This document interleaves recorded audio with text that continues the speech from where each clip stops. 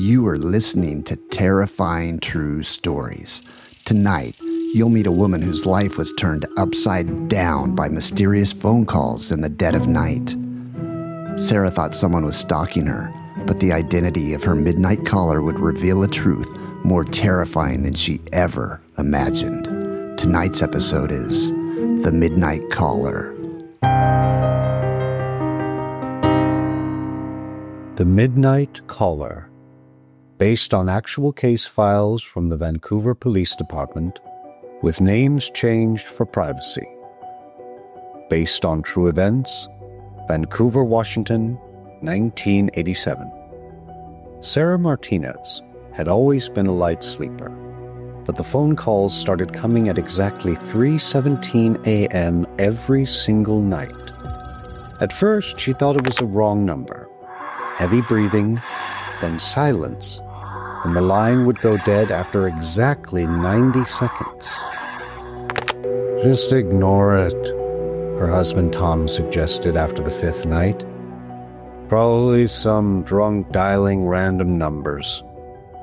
But Sarah couldn't shake the feeling that something was deeply wrong. The breathing wasn't random, it had a pattern, almost like someone counting or reciting something under their breath. The next night it happened again. 3:17 a.m. The red digits on her clock seemed to burn into her retinas as the phone's shrill ring cut through the darkness.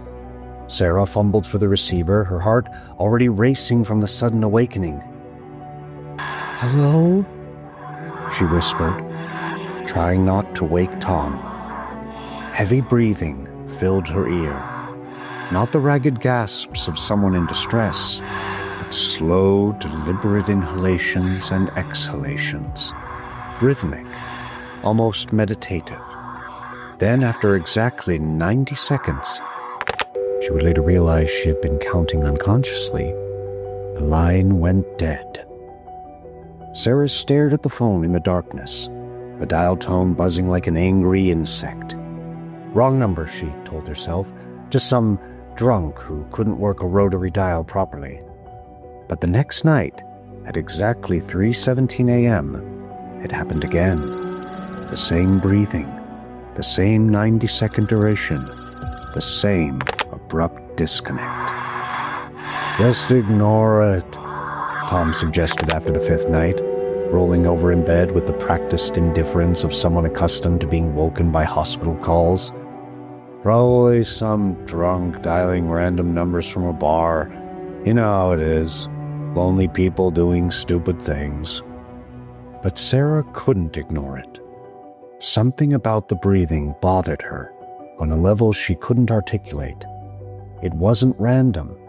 There was a pattern to it, almost like someone counting or reciting something under their breath.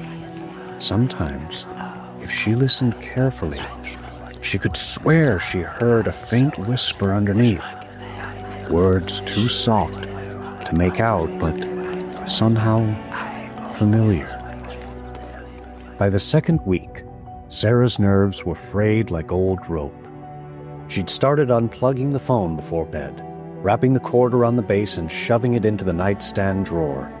But somehow, impossibly, it would be plugged back in by morning, sitting innocently on the bedside table as if it had never been moved. When she confronted Tom about it, he just shrugged. "I never touched it, Sarah. Maybe you plugged it back in yourself and forgot. You've been pretty stressed lately." The calls continued like clockwork. 3:17 a.m. every single night.